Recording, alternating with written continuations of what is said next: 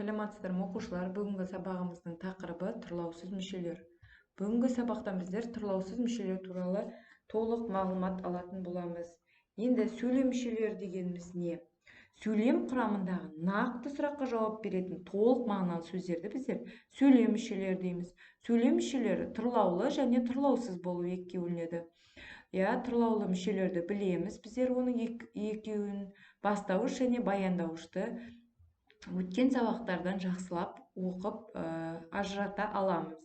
Бастауыш дегеніміз бұл кім, кімдер, не, нелер деген сұраққа жауап беретін, яғни қимыл әрекеттің жасап жатқан иесін білдіретін сөздерді біздер бастауыш дейміз. Енді баяндауыш заттың бұл бастауыштың, яғни ісін, қимылын білдіретін сөздерді, яғни не істеді, не қылды, қайтты деген сұрақтарға жауап берсе, біздер оны баяндауыш дейміз. Яғни астын екі сызамыз баяндауыштың, бастауыштың астын бір сызамыз.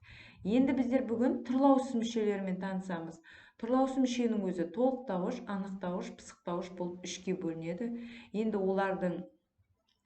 оларда бастауыш сияқты әрбіреуінің өзінің бөлек-бөлек сұрақтары бар. Мысалы, толықтауыштар кімді, нені, анықтауыш кімнің, ненің, пысықтауыш қайдан, қайда деген сұрақтарға жауап береді. Бірақ оны біздер жоғары сыныптарда нақтылап оқимыз.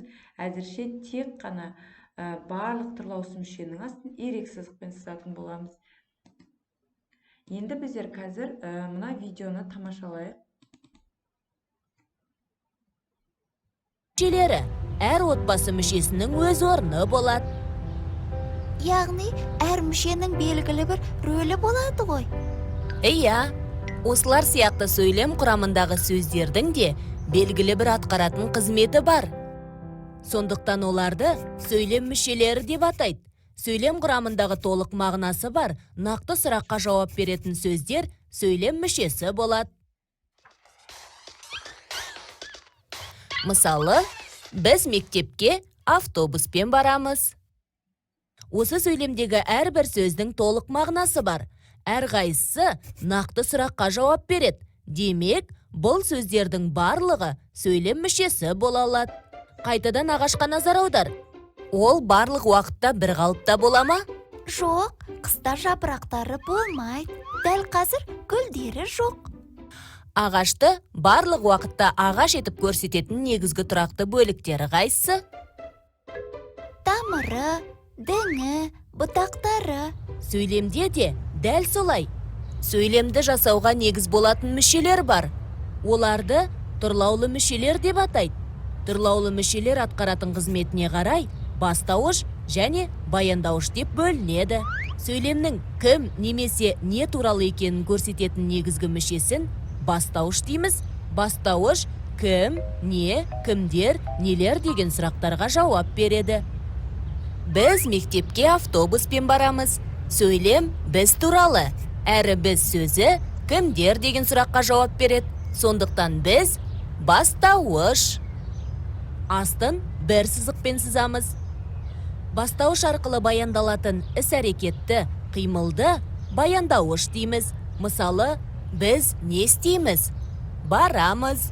Барамыз, баяндауыш. Астын екі сызықпен сызамыз.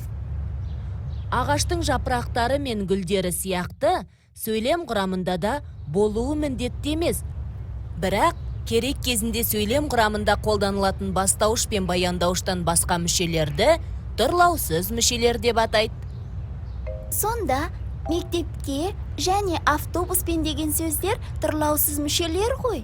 Иә, тұрлаулы мүшелер болмаса, олар өз алдына сөйлем бола алмайды. Мысалы, мектепке автобуспен дегенде тиянақты ой жоқ, бірақ тұрлаулы мүшелер тұрлаусыз мүшелерсіз сөйлем бола алады. Мысалы, біз барамыз. Рахмет аға. Мен бүгін отбасы мүшелері сияқты сөйлем мүшелерінің де болатынын білдім. Олай да салыстыруға болады.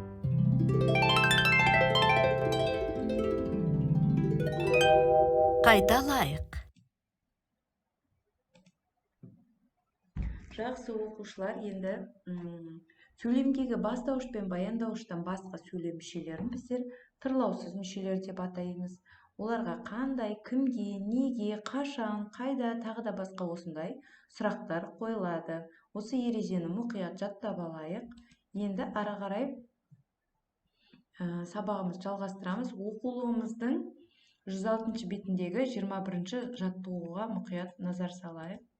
Қазір мен оқимын, мәтінді тыңдаңыздар. Алматыдағы Абай атамыздың ескерткішінің авторы Қазақстанның халық суретшісі Қақымжан Есімжанұлы Наурызбаев.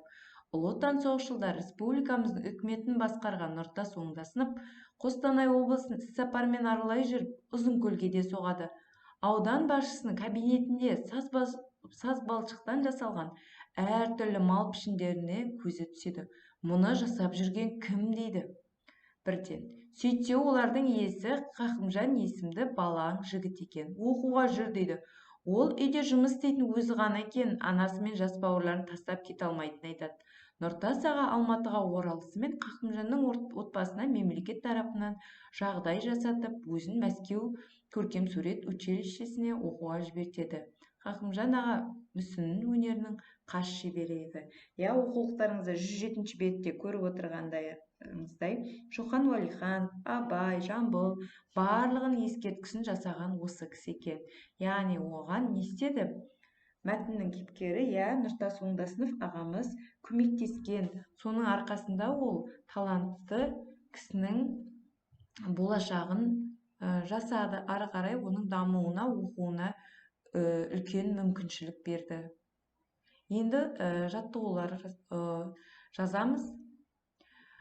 Мына 22-ші жаттығу 107-ші беттегі тиісті тыныс белгісін қойып сөйлемді көшіріп жаз. Яғни сынып жұмыста осы жаттығуды орындаңыздар.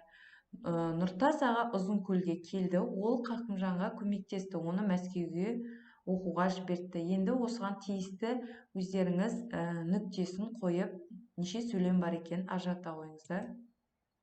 Үлгіге қараңыздар, міне Нұртас аға Ұзынкөлге келді. Ары қарай жалғастырыңыздар. Енді міне кім келді? Нұртас аға, бұл бастауыш. Нұртас аға не істеді? Келді. Баяндауыш. Ұзынкөлге келді. Қайда келді? Ұзынкөлге. Бұны тұрлаусыз мүше дейміз. Яғни тұрлаусыз мүшенің астын ерексіздікпен сызамыз. Осылай ары қарай сөйлем мүшелеріне талдаңдар. Енді 20-ші жаттығуда суретке қарайық. Осы суретті қатыстырып, мына ары қарай сөйлемді жалғастырайық. Не тоқылдатты? Не ұшты? Кеме не істеді? Осылай өздеріңіз жалғастырып жазыңыздар да сөйлем мүшесіне талдаңыз. Бастаушы қайсысы, баяндаушы қайсысы, осыларды ажыратып астын сызыңыздар. Енді оқушылар, бүгінгі сабаққа түсіндіңіздер ме? Түсінсеңіздер жасылмен, ал егер түсінгендеймін, бірақ азырақ десеңіздер сарымен бояп көрсетесіздер. Ал бүгінгі сабаққа түсінбедім мүлде десеңіздер қызыл түспен кері байланыс жасаңыздар. Жақсы оқушылар, бүгінгі сабағымыз аяқталды.